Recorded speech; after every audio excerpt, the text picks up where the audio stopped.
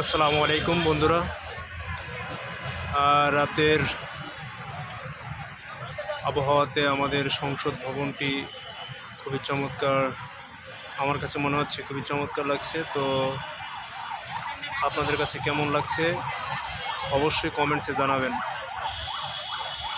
খুবই চমৎকার একটি পরিবেশ রাতের, এই খোলা আকাশের নিচে আমাদের সংসদ ভবনটি